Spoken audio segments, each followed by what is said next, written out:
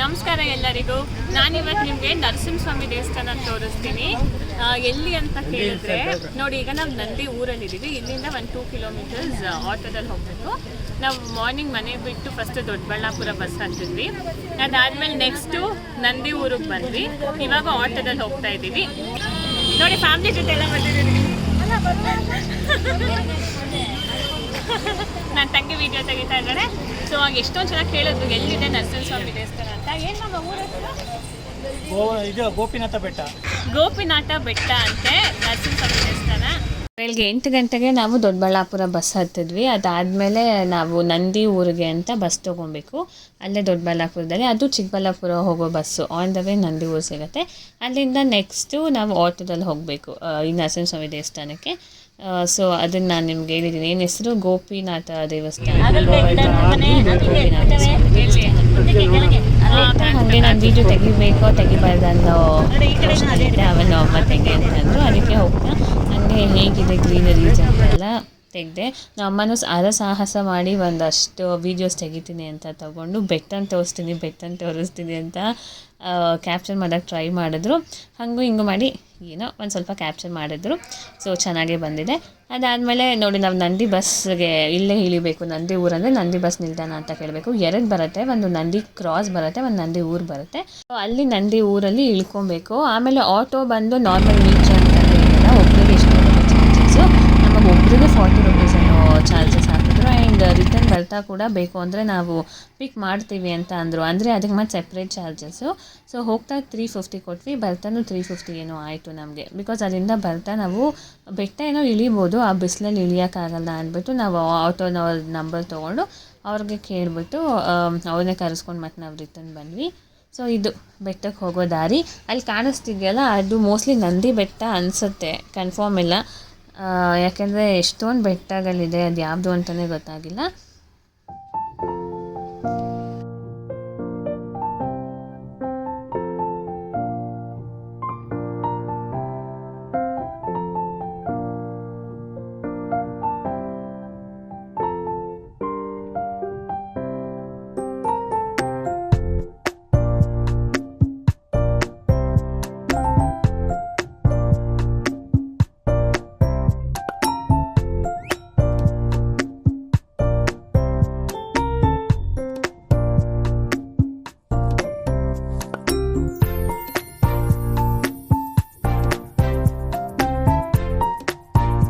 ಇಲ್ಲಿ ನೋಡಿ ಬಂದ್ವಿ ನಾವು. ಸೊ ಇಲ್ಲಿ ಪೂಜಾ ಸಾಮಗ್ರಿ ಅಂಗಡಿ ಇದೆ, ಆಮೇಲೆ ಅನ್ನದಾನ ಮಾಡೋಕ್ಕೆ ಜಾಗ ಇದೆ. ಜೊತೆಗೆ ಈ ದೇವಸ್ಥಾನ ಫಸ್ಟು ಹೀಗಿರಲಿಲ್ಲ. ನಾವು ಹೋಗಿದ್ದೆ ಸುಮಾರು 2-3 ವರ್ಷ ಆಗಿತ್ತು ನಾನು ಹೋಗಿ.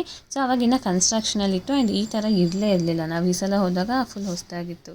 ಆ್ಯಸ್ ಯೂಶ್ವಲ್ ದೇವಸ್ಥಾನಕ್ಕೆ ಹೋಗ್ತೀವಿ ಅಂದರೆ ಫಸ್ಟ್ ಮಾಡೋ ಕೆಲಸ ಏನು, ಕೈಕಾಲು ತೊಳಿತೀವಿ. ಅದು ಏನಕ್ಕೆ ತೊಳಿತೀವಿ ಅಂತಲೂ ಗೊತ್ತಿಲ್ಲ, ತೊಳಿತೀವಿ ಅಷ್ಟೇ.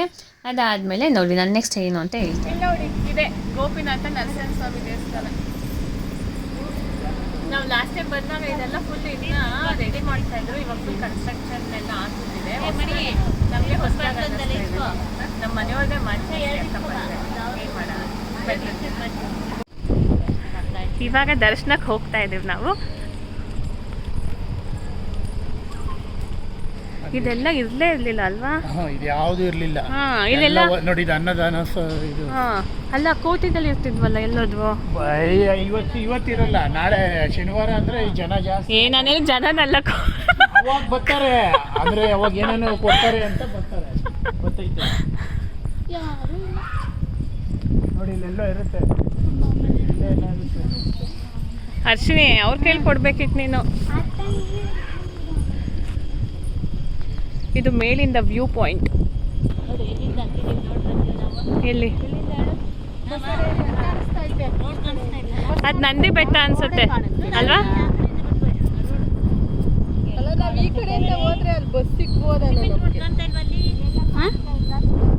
ಅಲ್ಲಿ ಅಲ್ಲಿ ಅಲ್ಲಿ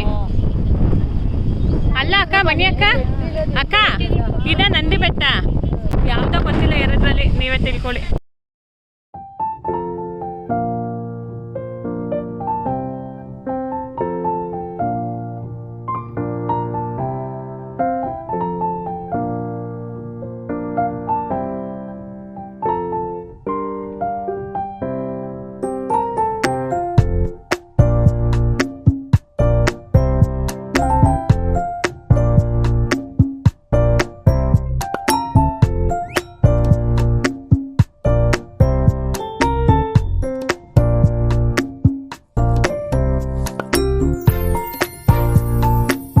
ನಾವು ಹೋಗಿದ್ದು 11:15 ಏನೋ ಆಗಿತ್ತು, ಆದರೆ 12:15ಗೆ ಅಲ್ಲಿ ಮಹಾಮಂಗಳಾರತಿ ಇತ್ತು. ನಾವು ಹೋಗೋ ಟೈಮ್ಗೆ ದೇವ್ರಿಗೆ ಸ್ನಾನ ಮಾಡಿಸಿ ಆಮೇಲೆ ಅರಿಶಿಣದಲ್ಲಿ ಆಮೇಲೆ ಕುಂಕುಮದಲ್ಲೆಲ್ಲ ಅಭಿಷೇಕ ಮಾಡಿ ಅದಾದಮೇಲೆ ದೇವ್ರಿಗೆ ಅಲಂಕಾರ ಮಾಡೋಕ್ಕೆ ನಮ್ಮನ್ನೆಲ್ಲ ಆಚೆ ಕಳಿಸಿದ್ರು. 12:15ಗೆ ಮಹಾಮಂಗಳಾರತಿ ಶುರುವಾಗುತ್ತೆ ಅಂತ. ಅದಕ್ಕೆ ನಾವು ಅಲ್ಲೇ ಪಕ್ಕದಲ್ಲಿ ಅಂದರೆ ಸೇಮ್ ದೇವಸ್ಥಾನದ ಬಿಲ್ಡಿಂಗಲ್ಲೇ ಆಂಜನೇಯ ಇದ್ದರು. ಅದಕ್ಕೆ ಆಂಜನೇಯ ದೇವಸ್ಥಾನಕ್ಕೆ ಹೋಗಿ ಆಮೇಲೆ ನವಗ್ರಹ ಎಲ್ಲ ನೋಡಿಕೊಂಡು ಅಲ್ಲೇ ಇನ್ನೊಂಚೂರು ಒಳಗೆ ಹೋದರೆ ಬೆಟ್ಟದ ಮಧ್ಯದಲ್ಲಿ ಹೋಗ್ಬೇಕು ನಾವು. ಅಲ್ಲಿ ಗೋಪಮ್ಮ ದೇವಿ ಅಂತ ಸಿಗುತ್ತೆ. ಸೊ ಆ ದೇವಸ್ಥಾನಕ್ಕೆ ಹೋದ್ವಿ.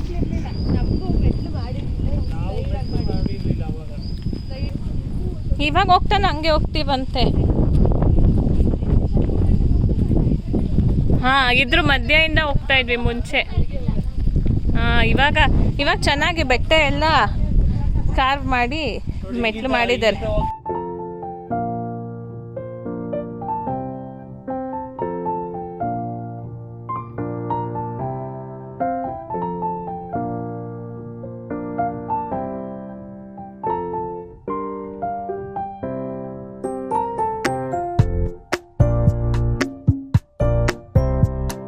ಸೊ ಇಲ್ಲಿ ಕಾಣ್ತಿದೆಯಲ್ಲ, ಇಲ್ಲಿ ಹೂವು ಎಸೆದು ನಿಂತರೆ ಒಳ್ಳೆಯದು ಅಂತ ಅಂತಾರಂತೆ. ನಾವು ಇವತ್ತವರೆಗೂ ಟ್ರೈ ಮಾಡಿಲ್ಲ. ಅಲ್ಲಿ ನಮ್ಮ ಚಿಕ್ಕಮ್ಮ ಅಂದರು ಈ ಥರ ಏನೋ ಮಾಡ್ತಾರೆ ಅಂತ.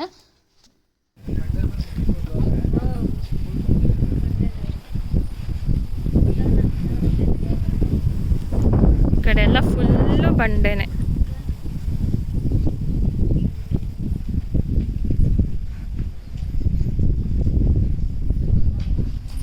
ಈ ಗೇಟ್ ಇರಲಿಲ್ಲ ತಾನೇ?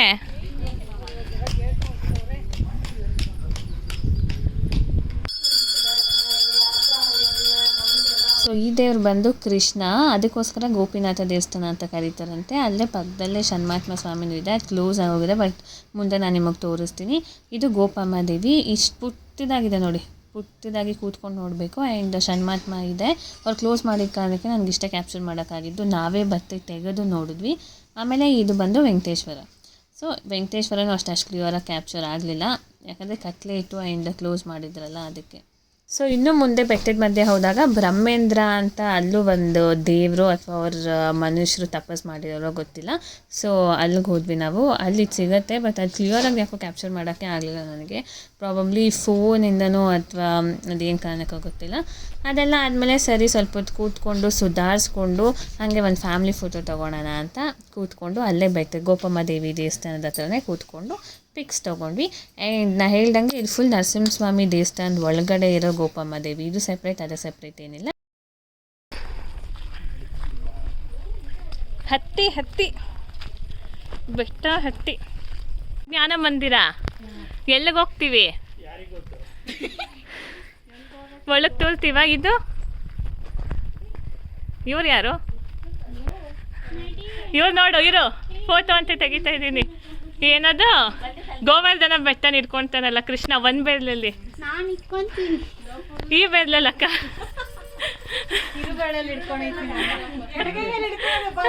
ನೋಡಕ್ ಚಿಕ್ಕದಾಗ ಕಾಣ್ಬೋದು, ಆದ್ರೆ ಎಲ್ಲರೂ ತೋರ್ತೀವಿ.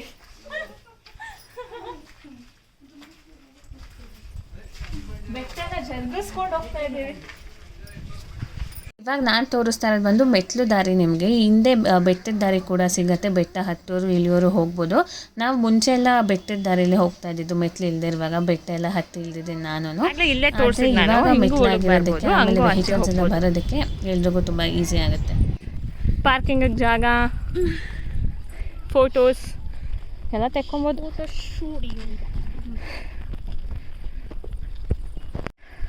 ಅಲ್ಲ, ಹತ್ತಿದಿಷ್ಟಕ್ಕೇನೆ ನಾವು ಎಷ್ಟು ಉಸಿರು ಬಿಡ್ತಿದ್ದೀವಿ. ತೋರಿಸ್ತಾ ಇದ್ದೀನಿ ನೋಡಿ ಇಲ್ಲೆಲ್ಲ ಬೆಟ್ಟನ. ಅದು ಲಾಸ್ಟ್ ಅನ್ಸುತ್ತಲ್ಲ. ಅಲ್ಲ, ಅದು ಆ ಕಡೆ. ಇದು ಬೆಟ್ಟದ ದಾರಿ. ನಾವು ಹೋಗಿದ್ದು ಮೆಟ್ಲು ದಾರಿ, ಇದು ಬೆಟ್ಟದ ದಾರಿ.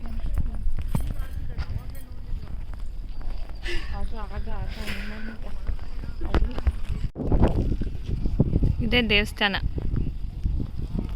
ಈ ದಿಕ್ಕು. ಈ ಮಧ್ಯೆ ದೇವಸ್ಥಾನದಲ್ಲಿ ಕಣ್ಡ್ರಾಪ್ಸ್ ಹಾಕೊಂಡು ಏನು ಮಾಡ್ತಿದ್ದೀನಿ ಅಂತ ಅಂದ್ಕೊತಿದ್ದೀರಾ? ನಾನು ನಿಮ್ಗೆ ಹೇಳಿಲ್ಲ ಅನಿಸುತ್ತೆ. ನಾನು ಹೈ ಆಪ್ರೇಷನ್ ಮಾಡ್ಕೊಂಡಿದ್ದೆ ರೀಸೆಂಟಾಗಿ. ಅದಕ್ಕೆ ಇವಾಗ ತಿನ್ನೋಕ್ಕೆ ನೋಡ್ತೀನೋ ಇಲ್ವೋ ಗೊತ್ತಿಲ್ಲ, ಬಟ್ ಕಣ್ಡ್ರಾಪ್ಸ್ ಅಂತೂ ಹಿಡ್ಕೊಂಡು ಟೈಮ್ ಟು ಟೈಮ್ ಹೋಗಲೇಬೇಕು ಜೊತೆಗೆ. ಅದೊಂದು ರೊಟೀನ್ ಆಗೋಗಿದೆ. ಇನ್ನೇನು ಮಾಡಿದ್ರೆ ದೇವಸ್ಥಾನದ ಮಧ್ಯೆನೇ ಹಾಕ್ಕೊಂಡೆ. ಸೊ ಶ್ರಾವಣ ಶನಿವಾರ ಅಂತ ಎಲ್ಲರೂ ಹೋಗ್ತಾರೆ, ಆದರೆ ನಾವು ಹೋಗಿದ್ದು ಭಾನುವಾರ. ಸ್ವಲ್ಪ ಜನ ಇದ್ದರು ಆ್ಯಂಡ್ ನಮಗಲ್ಲಿ ಮಹಾಮಂಗಳಾರತಿ ಕ್ಯಾಪ್ಚರ್ ಮಾಡೋಕ್ಕೂ ನನಗೆ ಸಿಗಲಿಲ್ಲ, ಯಾಕೆಂದರೆ ಅಷ್ಟು ಜನ ಬಗ್ಗಿ ಎಲ್ಲ ಮಾಡ್ತಿದ್ರಲ್ಲ, ಸೊ ಅದು ಕ್ಲಿಯರಾಗಿ ಬರಲಿಲ್ಲ. ಅದಕ್ಕೆ ಅದಾದಮೇಲೆ ನಾನು ನಿಮಗೆ ಪೋಸ್ಟ್ ಪೂಜೆ ಆದಮೇಲೆ ನಿಮಗೆ ತೋರಿಸ್ತಾ ಇದ್ದೀನಿ ಹೇಗಿದೆ ಅಂತ. ಇದು ಲಕ್ಷ್ಮೀ ನರಸಿಂಹಸ್ವಾಮಿ. ಆಮೇಲೆ ಲಕ್ಷ್ಮೀ ನರಸಿಂಹಸ್ವಾಮಿ ಇಲ್ಲಿ ಪಕ್ಕದಲ್ಲಿ ಇದ್ದಿದ್ದು ಲಕ್ಷ್ಮೀ ದೇವಿನೇ. ಅಲ್ಲಿ ಕೋತಿ ಅರ್ಶಿನಿ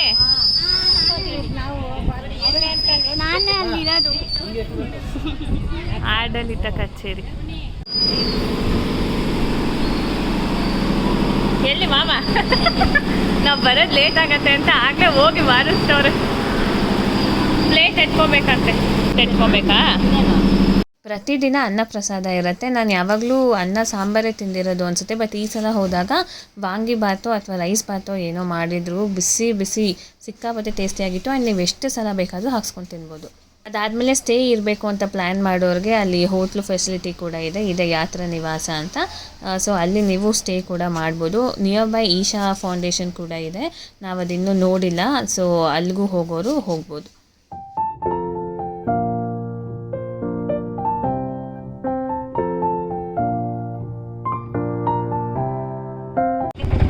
ಮನೆ ಕಡೆಗೆ ಹೋಗ್ತಾ ಇದ್ದೀವಿ ಈಗ.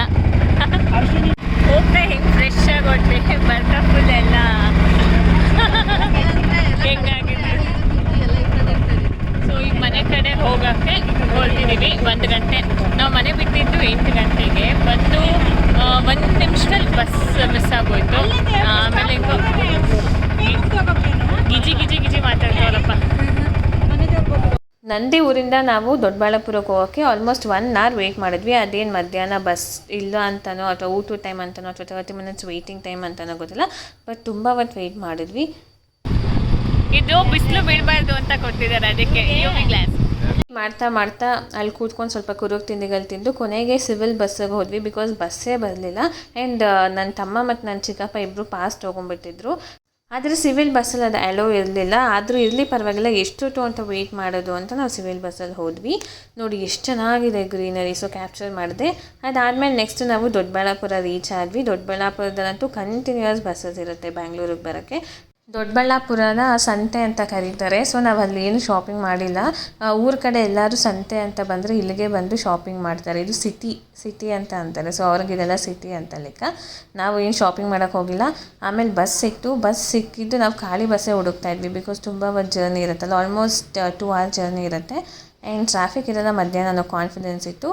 ಆದರೂ ಹೆಬ್ಬಾಳದಲ್ಲಿ ಟ್ರಾಫಿಕ್ ಇಲ್ಲದೆ ಇದ್ದರೆ ಹೆಂಗೇಳಿ, ಅಲ್ಲಿ ಸಿಕ್ಕಾಕೊಂಡ್ವಿ. ಎನಿವೇಸ್ ಮಧ್ಯಾಹ್ನ ಆಗಿದ್ದ ಕಾರಣಕ್ಕೆ ತುಂಬ ಟ್ರಾಫಿಕ್ ಏನಿರಲಿಲ್ಲ. ಸ್ವಲ್ಪ ಹೊತ್ತು ವೆಯ್ಟ್ ಮಾಡಿಬಿಟ್ಟು ಆಮೇಲೆ ಆದಷ್ಟು ಬೇಗ ಮನೆಗೆ ಬಂದು ತಲುಪಿದ್ವಿ. ನಮ್ಮೂರಿಗೆ ಬಂದ್ವಿ. ಎಷ್ಟೊತ್ತಿಗೆ ಬಂದ್ವಿ? 4:15ಗೆ ಬಂದ್ವಿ. ಇವಾಗ ನಡ್ಕೊಂಡು ಮನೆಗೆ ಹೋಗ್ತಾ ಇದ್ದೀವಿ. ನಮ್ಮೂರು ಗಾಳಿ ತಗೊಂಡ್ಮೇಲೆ ತಂಪಾಯಿತು. ಇವಾಗ ಮನೆ ಕಡೆಗೆ ಹೋಗ್ತಾ ಇದ್ದೀವಿ. ಸೊ ಇಲ್ಲಿಗೆ ನನ್ನ ಬ್ಲಾಗ್ನ ಎಂಡ್ ಮಾಡ್ತಿದ್ದೀನಿ. ನಿಮ್ಗೆಲ್ಲರಿಗೂ ಇಷ್ಟ ಆಗಿದ್ದರೆ ಲೈಕ್ ಮಾಡಿ, ಶೇರ್ ಮಾಡಿ, ಕಾಮೆಂಟ್ ಮಾಡಿ. ನಮ್ಮ ಹಳ್ಳಕ್ಕೆ ಹೋಗಬೇಡ ಅಂತವ್ರಲ್ಲ, ಹಳ್ಳ ಇದೆ ಅಂತ ನಂಗೆ ಕಾಣಿಸ್ತಾ ಇದೆ. ಆಯಿತಾ? ಲೈಕ್ ಮಾಡಿ, ಶೇರ್ ಮಾಡಿ, ಸಬ್ಸ್ಕ್ರೈಬ್ ಮಾಡಿ, ಕಾಮೆಂಟ್ ಮಾಡಿ. ನಾನು ನಿಮಗೆ ಸಿಗ್ತೀನಿ ಇನ್ನೊಂದು ಹೊಸ ವ್ಲಾಗ್ ಜೊತೆಗೆ. ಅಲ್ಲಿವರೆಗೂ bye. Thank you for watching. ಎಲ್ಲರ ಕೈಲೂ ಬಾಯ್ ಹೇಳಿಸ್ತೀನಿ. ಬಾಯ್ ಅಲ್ಲ, ಬಾಯ್